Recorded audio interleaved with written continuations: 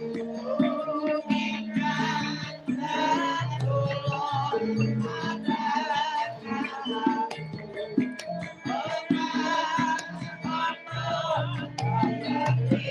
setunggal kula nyuwun Ibu Bintari.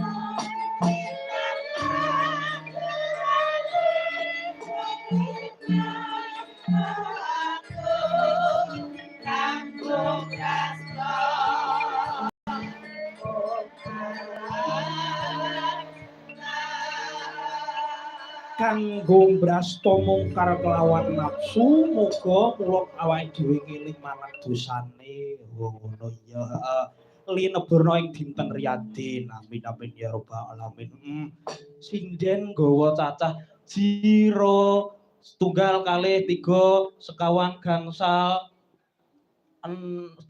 setengah gangsal setengah mulai aku ya bingung kok enek banting tamu nih barang banting tamu ya tak kenal maka tak sayang tak cinta maka tak rasa iya iya sekedap malih iki ingkang anu sepindah sing teng samping kula menika sinten namanipun Nduk tepangake Nduk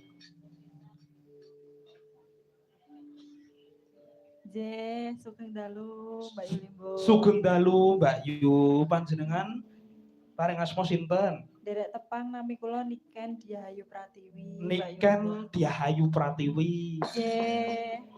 Iki sapa? Calon tumpakane dalange.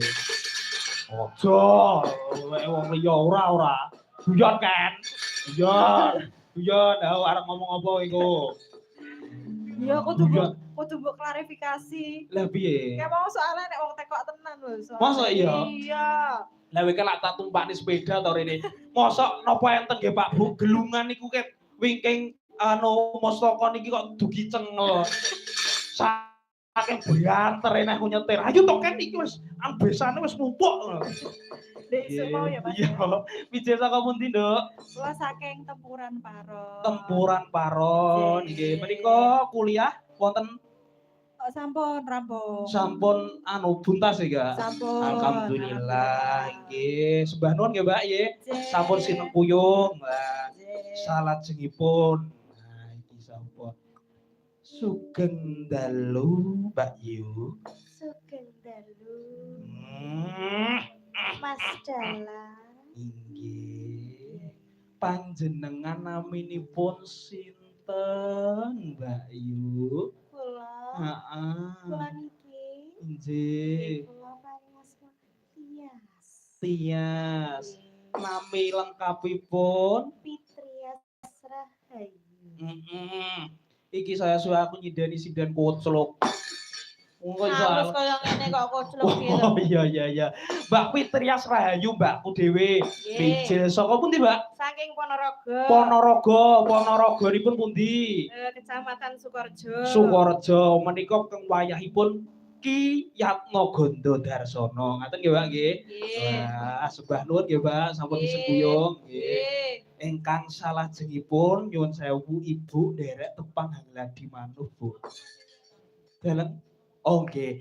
Nyuwun sewu para tamu, menika garwa kula.